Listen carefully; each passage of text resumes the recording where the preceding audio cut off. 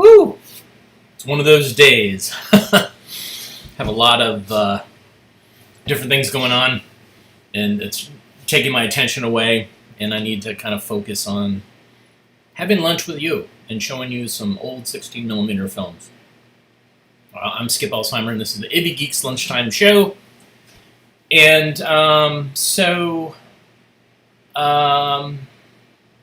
we just saw a film called Andes and the Pampas, which was a kind of a travelogue film looking at a different culture. And this is during that time where educational films were really more entertainment films, shown for general audiences. And there was some light education in there, but it was mostly just like, oh, look at this culture. It's kind of interesting. Next thing we're going to watch, back to our magic moments, which is that Encyclopedia Britannica film series that kind of went off the rails in the late 60s and early 70s. Encyclopedia Britannica was fairly conservative, but they hired a bunch of young filmmakers to make these kind of interesting films, and things kind of went a little nuts. So here's Getting Along. This one I think is more subdued than, say, Whose Shoes or Toes Tell or Magic Hands. Enjoy. Here's Getting Along.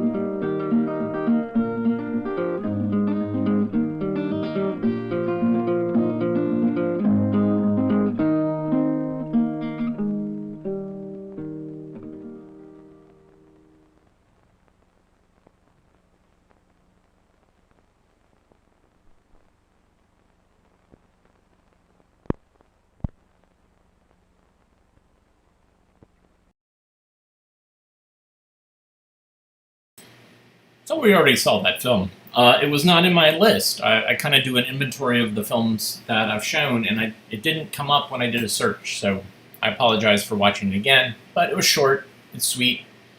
This one is more cautionary. It's called Find a Float.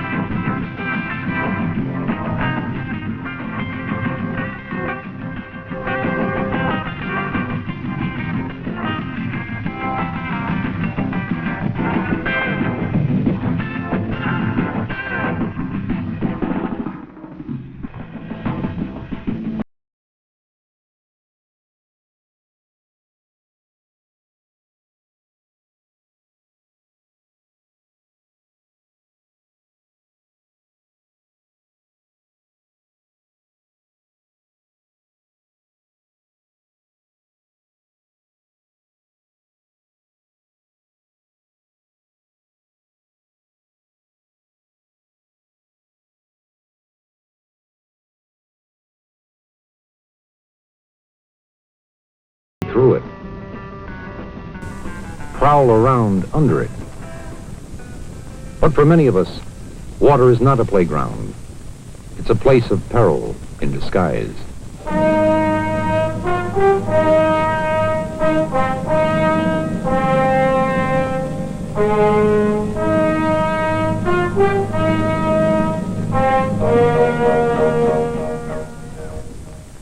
You're John Davidson.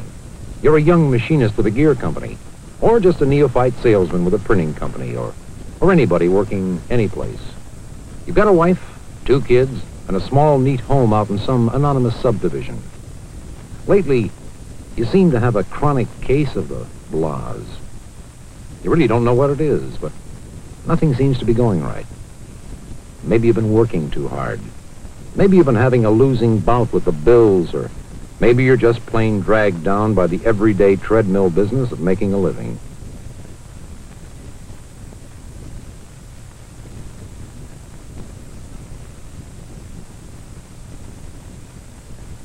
It's Saturday afternoon, and you've grabbed a couple of quiet hours away from the grind. A couple of hours for yourself.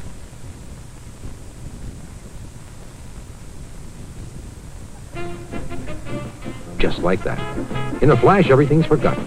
The bill from the dentist, the everyday business of earning a living, everything. You're excited now. Inside, you've got a feeling the fish is a good omen. Your luck is changing.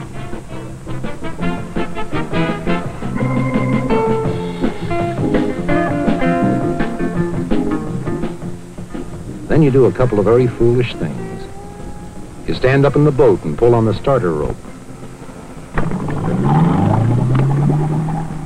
And you started the boat while the engine was in gear.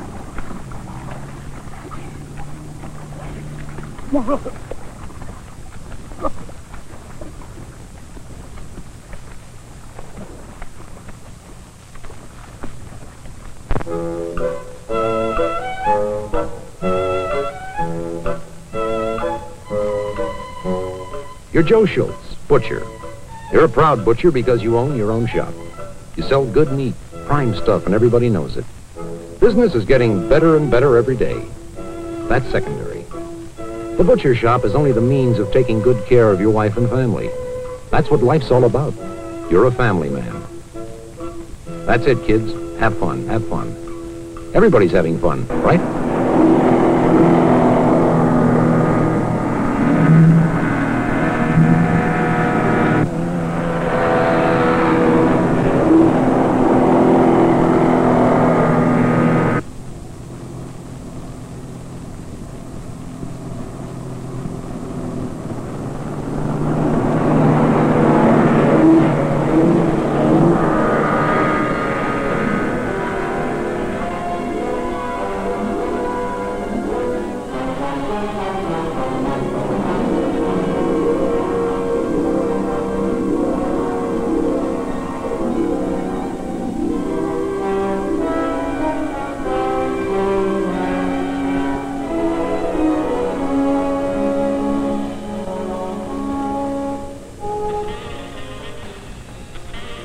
You're Alice Templeton. Today, all your senses are alive. The sun is basking warm. Every now and then, there's a flutter of a soft breeze. You've done a very dangerous thing. You've drifted out into deep water, and you don't know how to swim. But then again, no one ever told you that floating toys are dangerous. And being oblivious to danger is not unique when you're 14 years old.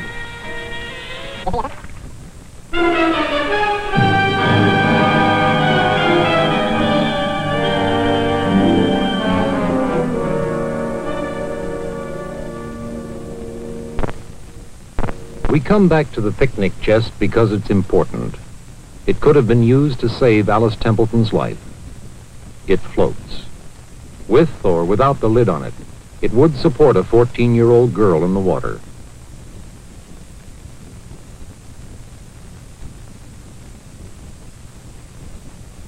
And the long cane pole could have been used to pull her back into her unfulfilled future.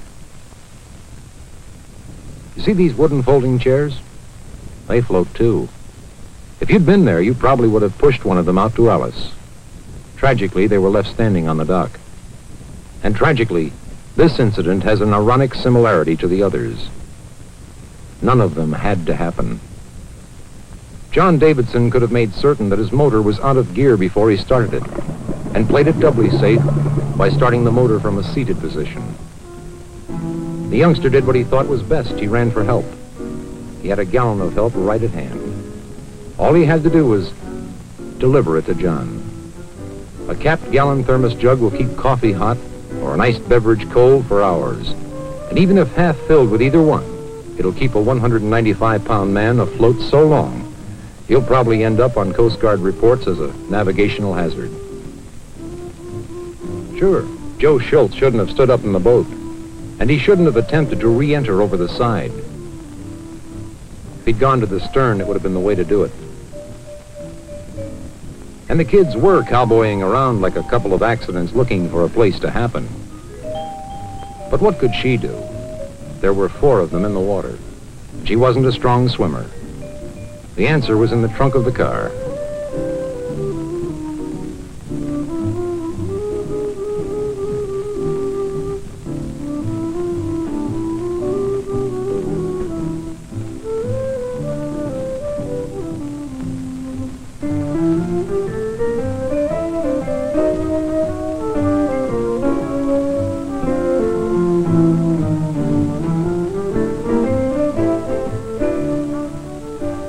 Another happy ending. None of them had to happen.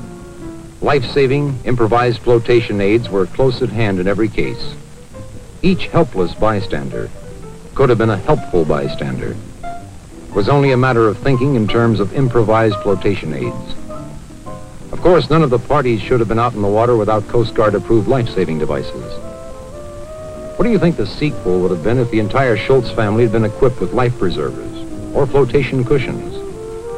What if the pier, so close to Alice, had been equipped with an approved ring life buoy? And most of all, what if all the people involved had known how to swim?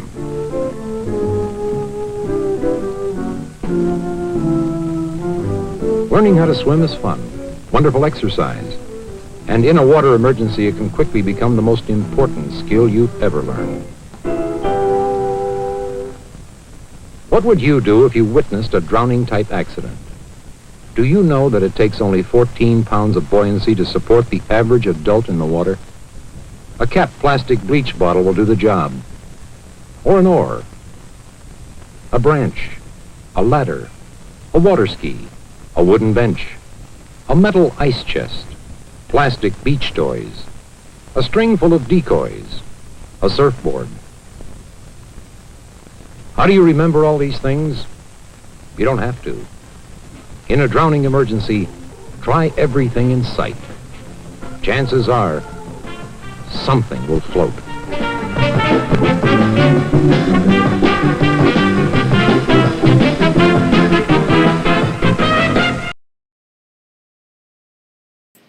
I like it. One of these cautionary tales. So I don't know if you noticed, I keep changing glasses. Basically, I have these reading glasses that I use with the computer, because otherwise, if I'm using my normal progressive glasses, then I have to do this to see the screen. So it sucks getting old. Your eyeballs are going to fall out of your head. Anyways, I'm going to invest in some that are non-glare, because obviously this is not working. I can just take them off. How about that? So we got a film on the telecine, which is over here. And this is another Encyclopedia Britannica film. And what's interesting is, so over the years, a film company would make a film, then they'd go a couple years and revise it for whatever reason, because they knew that some films that feature people in them age quickly, or the information ages, so they would come up with a new edition of the film. And so this is the 3rd edition of this film. So the chances are they made the first film back when they were ERPy, and Encyclopedia Britannica bought them. Then they made one probably in the 50s or early 60s. And this one is probably in the 70s, maybe even 80s. So here it is. This big build-up. for food.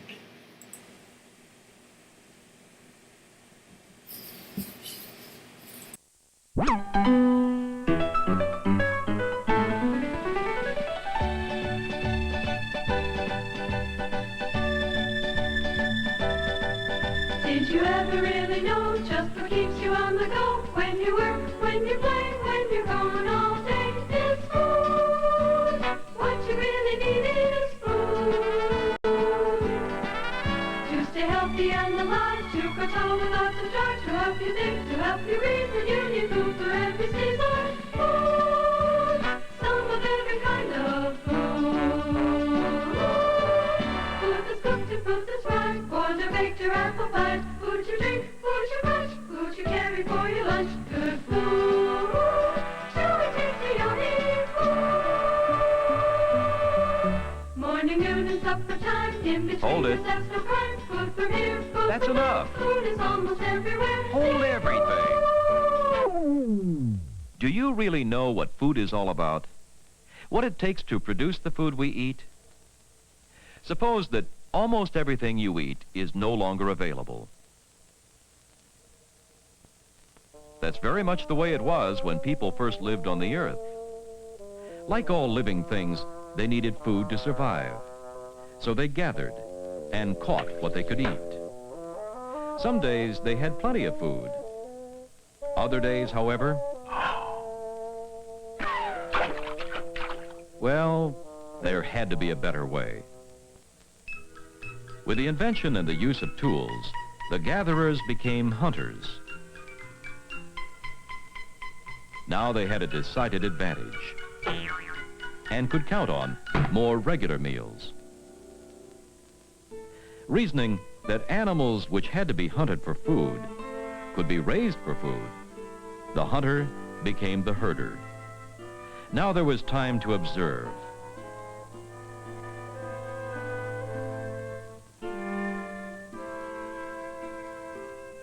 And to think. Did you see that? If animals could be raised for food, I bet we could raise plants. with this promising idea and a little effort, the herder became a farmer.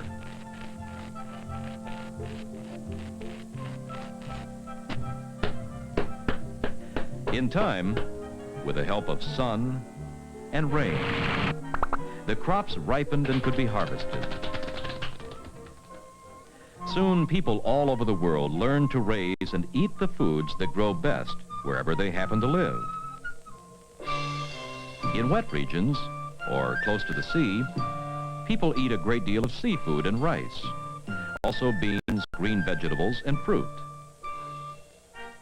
In drier regions, people raise rye and wheat to make bread. They eat dairy products, poultry, and meat, as well as many vegetables and fruit. In America, Indians raised corn for their grain.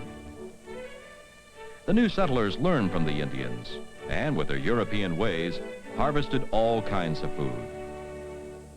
When people had learned to grow their own food, their main interest was a good harvest. With more people, they simply grew more food. One year, however, there was too much sun. Another had too much rain, and disease set in. Then a frost killed the crops. All these were serious problems. You bet. Until someone got the idea that if in the year when the harvest was good, enough food were raised for the year when it wasn't, there would always be plenty to eat. Not a bad plan. So with the next rich harvest, some food was put aside. Now there was plenty for the present, and if the new harvest should fail, plenty of food would be left. Or would there?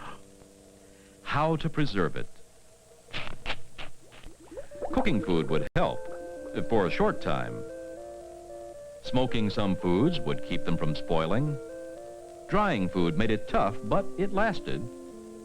Even freezing food would keep it fresh for a long time. In Asia, people used strong spices to preserve many of the things they ate. while our early settlers packed some of their food in salt so it would keep. Today, all these methods are still being used. Feeding the people of the world has become a very important industry. Large farms, new machines, and better kinds of seeds help produce our rich harvests. And we are learning to raise cattle and poultry faster than ever before. Machines also help to supply many dairy products every day.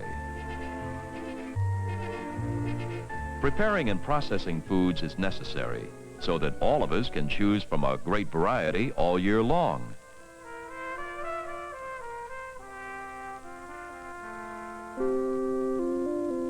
The processed foods are labeled, packaged, and shipped to stores all over the country.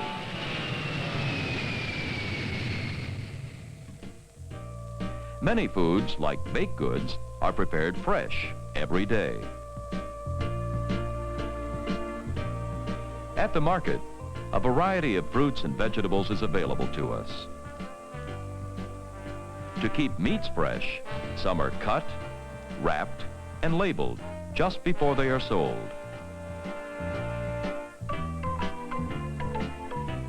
The market is the last step in getting food to us. The cost of each step along the way becomes part of the final price. Even new checkout systems are included in the price we pay because they make shopping faster and more convenient.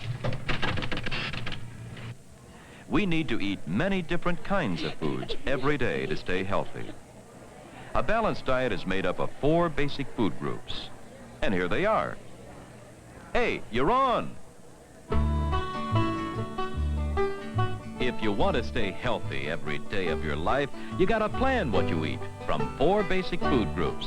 Just 4, not 5. Hey, grain foods. Bread makes a sandwich. Toast and pancakes are real nice. There's cornbread and waffles, and for pudding there's rice. Spaghetti is a noodle, and it's made from grain, you know. But my favorite grain is popcorn, and I eat it at the show. Hey, milk foods. Say cheese. Ice cream. Come on, get with it. Milk comes from cows, some from goats, and some from sheep. You drink it at each mealtime and at night when you can't sleep. There's cottage cheese and soft cheese, some hard cheese that you know. But we all scream for ice cream. Be serious. Hey, protein foods, you're on. Meat comes from cattle, some from sheep, and some from pigs. All of it makes sausages we serve with eggs from chicks. Ducks and turkeys are a treat. So seafood. Yes, shrimp and oysters are delicious. Not to mention good crab's feet. That's crab legs, you nut. All kinds of nuts got protein too.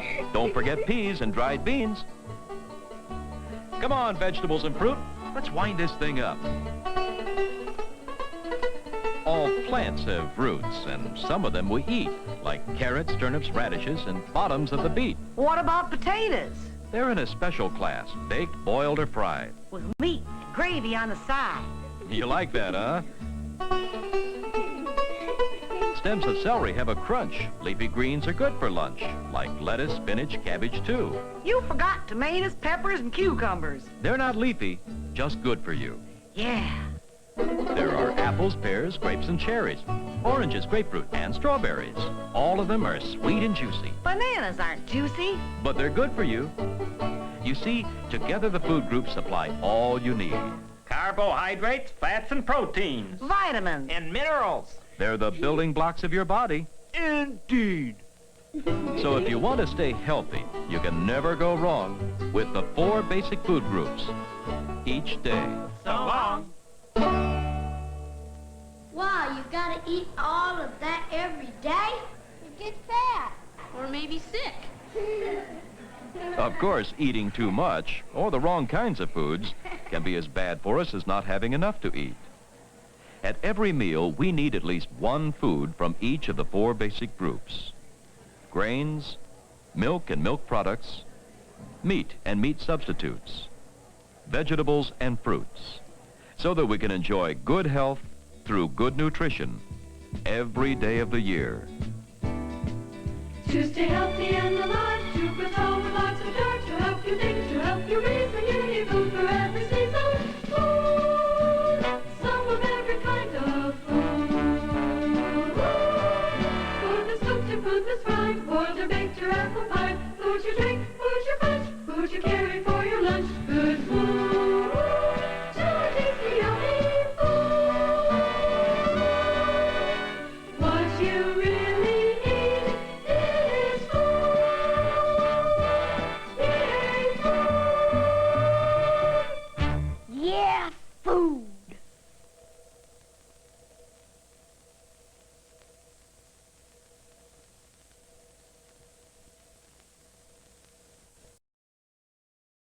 As somebody noticed in the comments, that's a toe tapping song. It did not make this year's cut for our toe tapping tournament, but I think we'll do it again next year. So the actual competition between us and the Found Footage Festival is going to take place this Thursday, 9 p.m. Eastern Standard Time, live. And so it's going to be our 4 top songs that you guys help pick, and their 4 songs. So I think they're picking 2 from this year and 2 from the previous year. They've got at least 1 song in there that I know is it's going to be hard to beat. But the deal is that there's going to be a live poll for the last 2 competitors, to where the viewers will get to vote. And we are hoping that we will be victorious, because we've got some really good songs. You guys helped us pick some amazingly good songs. But I will need your help. I know that for some of you it's going to be late, some of you in other countries, but it would be awesome if we beat them, because we have been, championing on, and we've got, a vast amount of material that's so good and such good songs. And so I would love to, as friendly as possible, destroy them. I mean, we're good friends, so, but there's, I'm going to sneeze.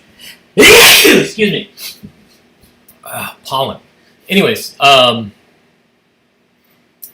they requested, so there's going to be, whoever wins has to send the other person something that they requested from their archive. So I haven't figured out what I want from their archive, but they figured out what they want from my archive. I'll show it tomorrow. It is, I don't want to lose it. This is serious now. I've got some skin in the game. So it's important that you help me vote. And like I said, I'll talk more about that tomorrow when I can find that thing and show you what they want from my archive. All right, so this next film is I feel like this is early television, maybe early public television, and it is encouraging kids' imagination. So here to enjoy. Presents Fancy, a series of programs to help you sharpen your senses. With Rita Christ, Supervisor of Drama for the Community Consolidated Schools, Evanston, Illinois, and children from the Creative Dramatics classes of these schools.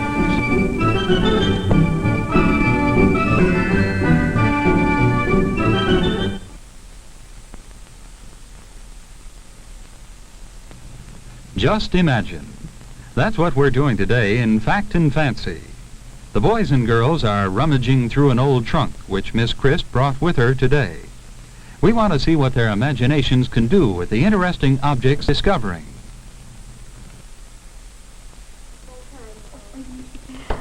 All around you in the world, there are many, many things to see if you know how to look, and many things to hear if you know how to listen, and to smell and taste and touch if you sharpen your senses. And there are lots of people, too. Oh, your family, your friends, the people you meet on the street, the people on the bus, people whose pictures are in the paper, the people you read about in books, are all there ready for you to observe and understand.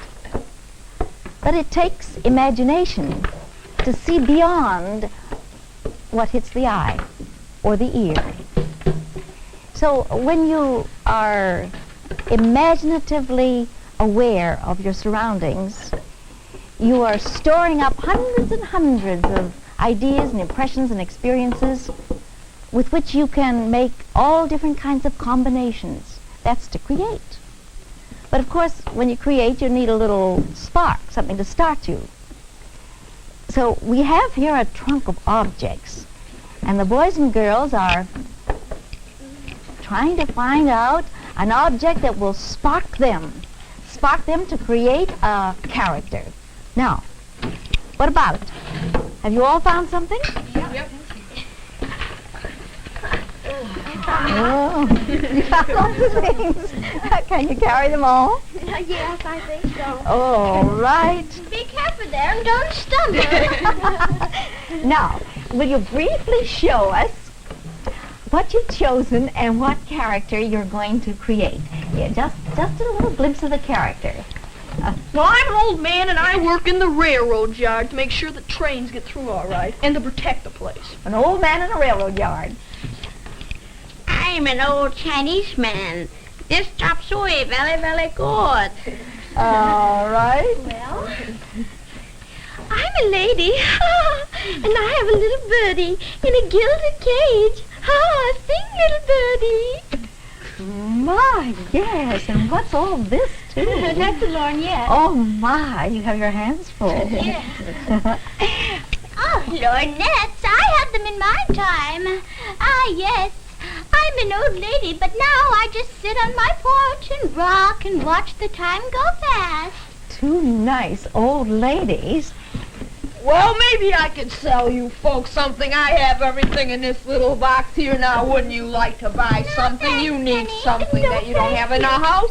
Now, don't tell me you A don't need salesman. You need a pair of tuxedos. Now our problem is, now we have characters. We have two nice old ladies. I'm not old. Oh, excuse me. Oh, and... I'm only, 40, well, 29. Oh, 29. Well, I should say you're not. And I'm only 89 years young. And I could sell you something to hide your age. Well, now, making you 89 look years 40. young, 29 years old, a salesman, a nice little Chinese man who makes very, very, very good, and a watchman. Now, our problem is, how can you put those characters together? How can we create a situation in which they will all be involved? Oh. Now, where shall it happen? What will happen? Who has an idea? Well, Maybe I could be in the restaurant, a Chinese restaurant, and they come in and want to buy some food or eating in a restaurant. we could be in an international hotel or on a ship or something. All right. And we could all be there and meet. I've always wanted to go on a trip. You have? I was thinking maybe there could be a storm, and they could have to stop at my place because the bridge washed out ahead. That's a good and idea. they'd all be on this train getting off. Oh, Goodness, stop at a commoner's house. Oh, I couldn't. well, now we'll have to decide. Now, what do you like about it? like his idea. I like All right, the idea. this is at the bridge. Clarify it a little? Clarify it a little, yes. Well, I was thinking that it's been raining, and the bridge washed out ahead. So I had to stop the train with my trusty lantern. Yes. And we all have to go inside in the railroad house. Yes. This is not a large town, maybe 100 people, but it's a good place to stay. Sounds like the small And, town I used to live in. And all of you are on the train. Now, all right, now what happens? It has to reach a climax and end up. And what happens? Well, after they meet, I think the way to reach a climax would probably be that it stops raining and they all take leave, and they could you could show their characters clashing, and the different character between these two older people. Or maybe he could say, you can come to my place while they're fixing the bridge. And Is then, that your place? yeah. And have some chop suey. And they could all Yeah. have friendship. No, I could come over there. Yeah, he could fix And chop suey. yeah, I could say he doesn't. Living in the place. Oh, yes. She could. Is could this be my- inside of your house or outside? No, this will be We'll Inside. take her to inside my house, and maybe she could be my sister or something. All right. And then you finally are made comfortable. And And then it stops raining, and we could go on our way. All I right. love those happy all right. Now, folks, you go ahead and fix the place. You can use any of these things you want. and then we'll see what happens. Help me over there. I shall. Always like to help the aged. Well, I'm only Now, 29. you see what they're going to do. Now, when you used to play at, play house or play school or play cops and robbers or Indians when you were little, you didn't plan it. It just happened. It began and ended just whenever you wanted it to. And say you were playing an Indian, well, you played an Indian. You didn't play a particular Indian with a character all of his own. Now, you see, what we're doing is a little different. We have, well, you wouldn't call them rules, but they are little guides or steps in our way of doing things. First of all, we try to get hold of a character and try to get as much depth of understanding as we can. Then we plan a little plot, a situation with a beginning, a climax, which is the turning point, and the end. And then we play together. And when we find a character, we keep that character. And we listen to the other characters and react to them and react to what's going on. So that in the end, we have a situation that we bring to life with all of its implications. Now let's see what's happening. Are you ready? Yes. Yeah. All right. I better flag down that train because the bridge washed out. It's raining. I wonder if we'll have time in town. I need to sell some. What's that? Flagging down. They must know I'm here.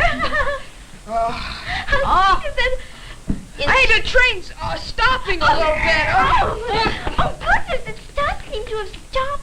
In China, it never rained like this. How about the monsoon? All right. Well, the bridge is washed out down the track a little bit. So why don't you all come over to my house? My sister will fix you all something nice and warm to eat. Well, I don't know. I didn't intend to stop in this town, and the sales aren't as good here. You sure we can't get through somehow? No, come on. Wait just a moment. I must get the cover for my bird cage. I can't let my little Tweety get wet, can I? Just a moment. Lady, I have something for you, old lady.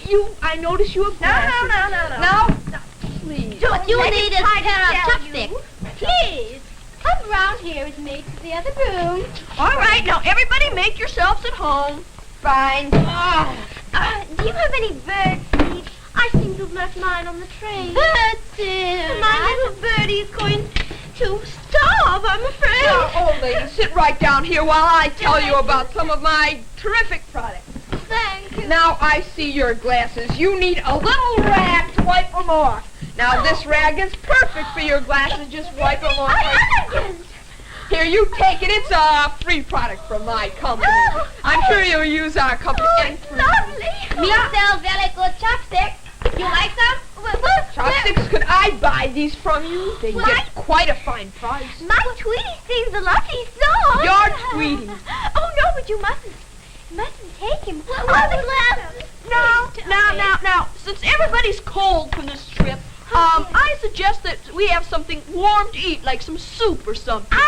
Soup! Me make very, very good chop suey. Oh, chop suey.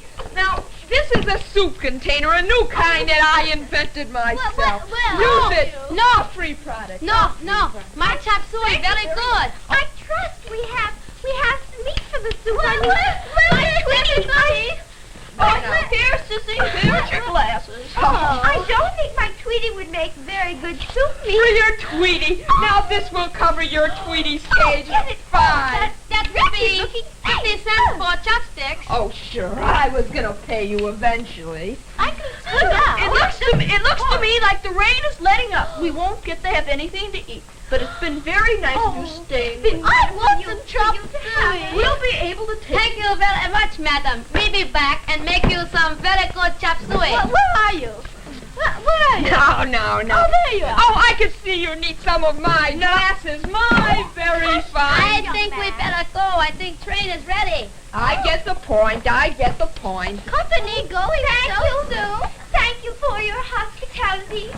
Goodbye, people. Let's go. Don't get so sentimental. Where'd everything go? Here's your stick. Now let's get going. The train is going to... All right, we better go. The train is leaving.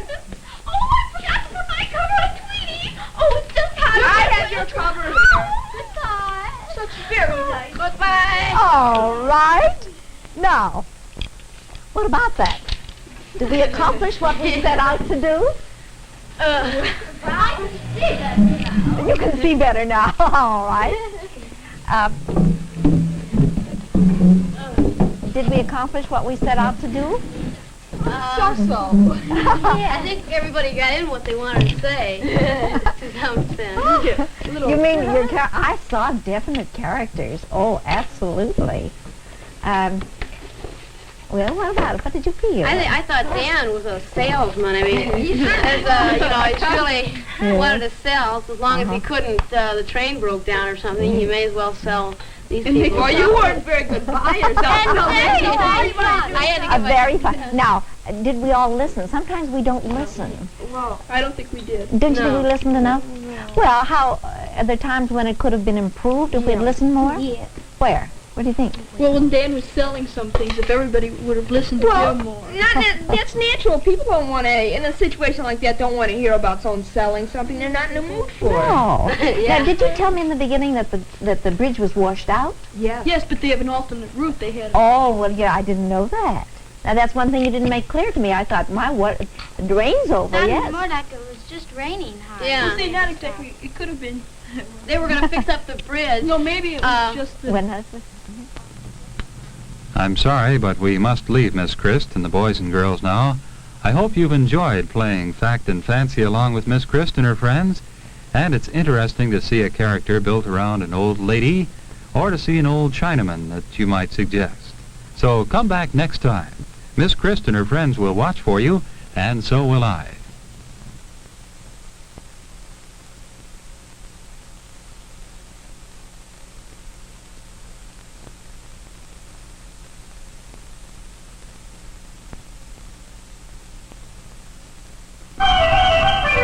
Fact and Fancy was produced for the National Educational Television and Radio Center in the studios of WTTW Chicago.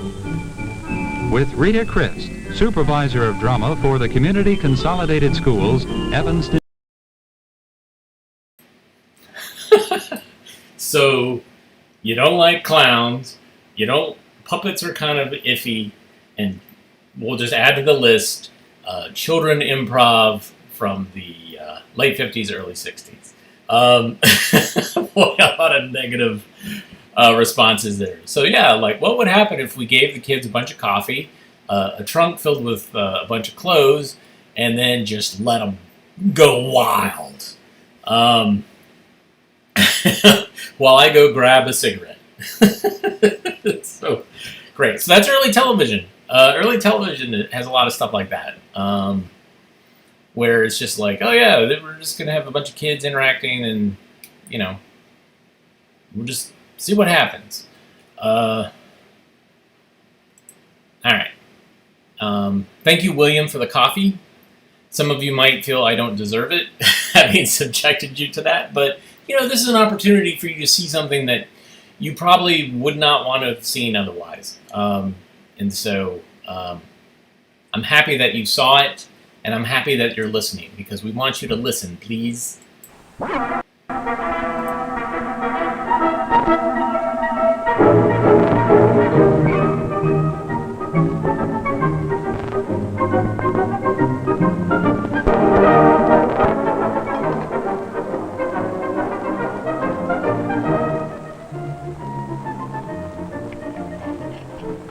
Well, it was like this. The boss wanted to talk to me about this report. I'd been up half the night with it because I wanted to know it by heart before I got to the office. So I stayed with it right up to the time I had to leave for the plant.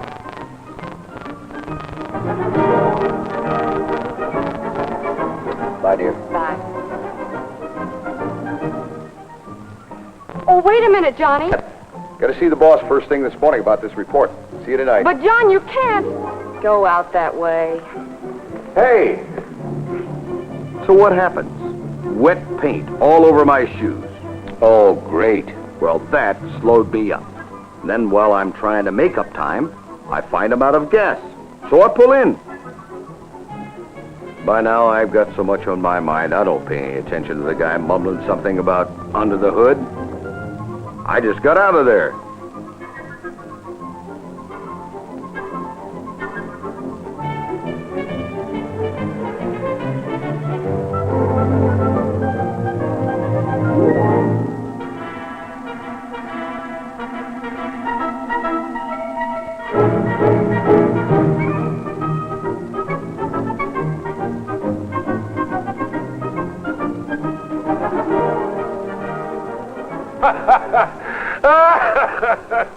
Well, John, your day sure got off to a flying start, I'll say that. Brother, I guess I should have stayed in bed. No, well. Oh, boss, let's check over this report before we're interrupted. Pardon me, Mr. Shaw. I'm sorry to interrupt, but the warehouse foreman, Bill Wilson, says he has to see Mr. Carter, and right away. Send him in, Mabel, will you please? Surely. Come right on in, Bill. Sorry to bother you, Mr. Shaw, but I knew Mr. Carter wanted to know about this. Oh, it's okay. What's up, Bill? Number 2 loading line's down. What again? What's wrong now? It's that new conveyor. Broke down. Well, get it fixed. Well, we're working on it, Mr. Carter, but it'll take 3 or 4 hours at least. And what I wanted to tell you is that... What are we loading from that line? Hey, isn't that Omaha shipment? Yeah, but... Bill, that shipment has got to get out of here today. Conveyor or no conveyor. We just can't do it, Mr. Carter, because if we do... We got to make it. Now, I'll tell you what you do. You divert every forklift truck in number 12 to that line. That Omaha stuff's got to go. Mr. Carter, won't you listen to me? We can't do that. Can't. I'm getting sick of people telling me what they can't do. Now, instead of standing here yakking and losing more time, you get out there and get that shipment moving. But don't argue with me. Either you do what I tell you to do, or I'll get someone who will. Well, okay. Argue. All the time, argue. I don't know what gets into people. All they want to do is give you a big argument. That'll be all, Mabel.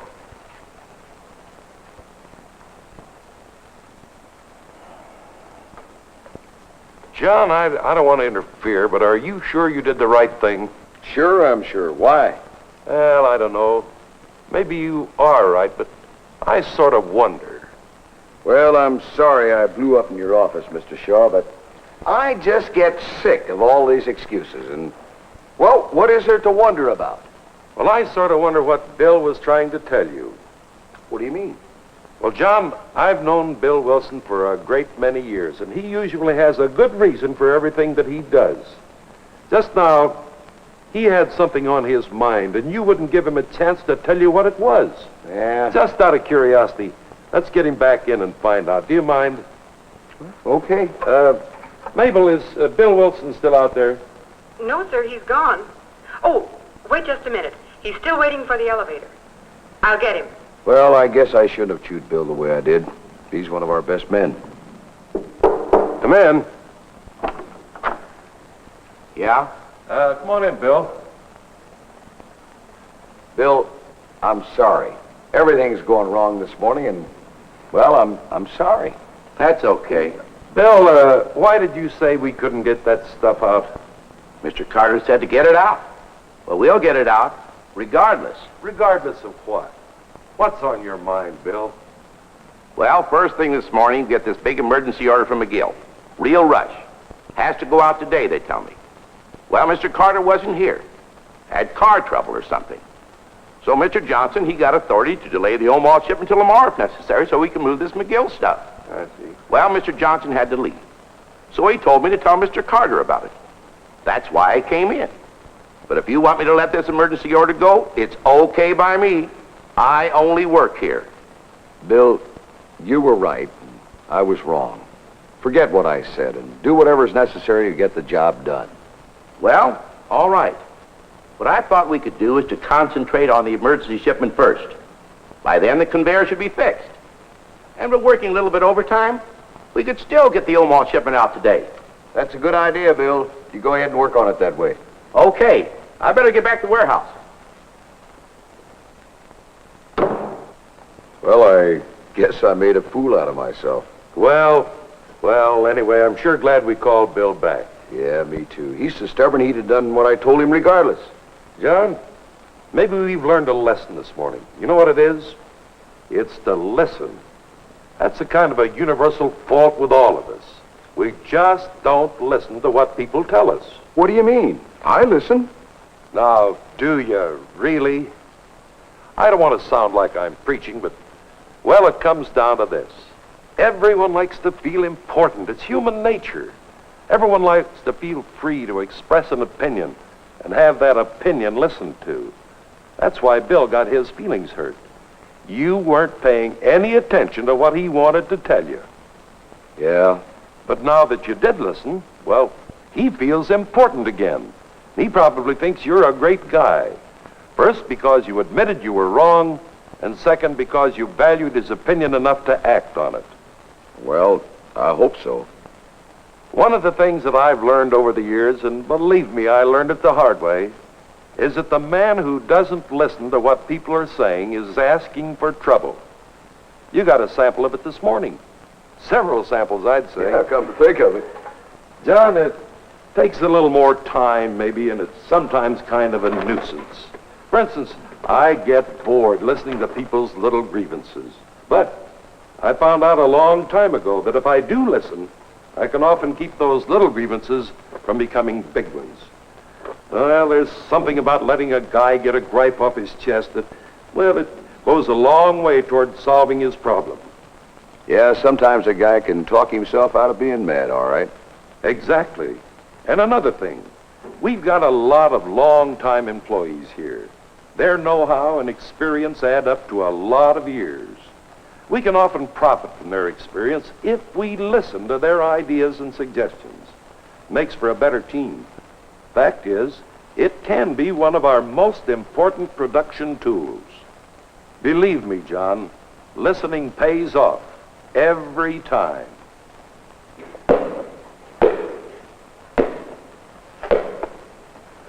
Hi, son. Hi, Dad. What in the world happened to you? Nothing. Nothing. Who've been fighting with this time? Billy. How many times have I told you to quit fighting, Billy? How many times? But, Daddy, you don't know what Billy did. I don't care what Billy did. This fighting has got to stop. But, Daddy. Now, listen. This time, I mean it. From now on, I'm cutting your allowance in half until I'm convinced that you have learned a lesson. But, Daddy. And no more television for the rest of the week. But, Daddy, you don't understand. Maybe you'll understand me this time when I say no more fighting. Now, you get in the house and get up to your room until you're called.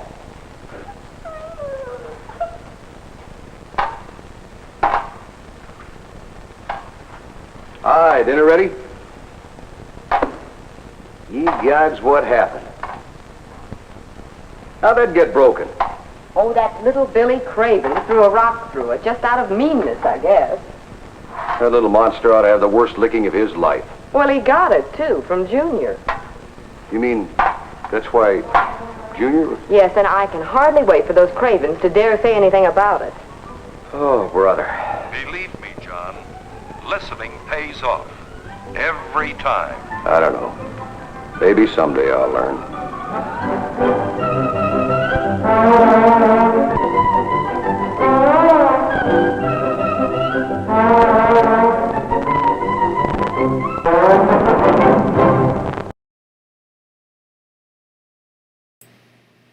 Just listen. That's B&A Films, which is actually, I think, Norwood Films. They did a lot of government training films and management films, very similar to the ones that Calvin did for Alcoa. Except the difference is that a lot of the Alcoa ones, they show the problem, but they don't give a solution. It's open-ended, and then you're supposed to be with a team, and you're supposed to discuss with your other managers what you would do in this situation. This one provides a little bit, more of a solution and shows reconciliation and like, oh, he's able to solve his problem, his management problem, because he followed this step. And some of you pointed out that film was beat to hell. Beat to hell. So it was shown at least by one person who didn't know how to use a projector. But, I love films like that. So I did find, this is what the Found Footage Festival will win if, so it features clowns. Sorry. Oops. This is a thrift store find, and it's what I call Clown Thanksgiving. And the Found Footage Festival guys visited and stayed with me, and that's the thing they remembered, and they desperately want to win if they win.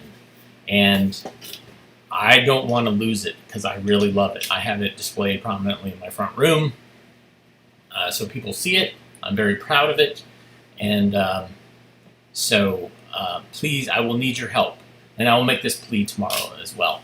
But I just want to say thanks, guys, for tuning in today. I know it was I was all scattered, and I subjected you to some things that you didn't want to see that were challenging.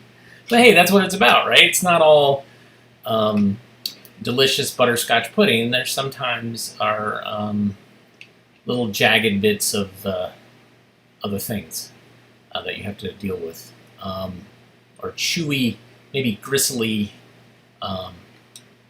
pieces of goodness. I don't know. I'm mixed up in all sorts of metaphors right now. But I just wanted to say thank you again. If you like what you saw, you can buy us some coffee. You can also hit like, subscribe. You can ring the notification bell, comment, share. All those things are great. I love showing these films to you guys and seeing your comments, and it's part of my mission. I collect the films. That's great. But if I don't show them and share them and give them a new life, then they're just sitting. They might as well be in a landfill if they're not getting out and circulating. So thank you so much. As always, please rewind, love each other, and I will see you again tomorrow, 1 o'clock. Everybody have a good rest of your day. Take care.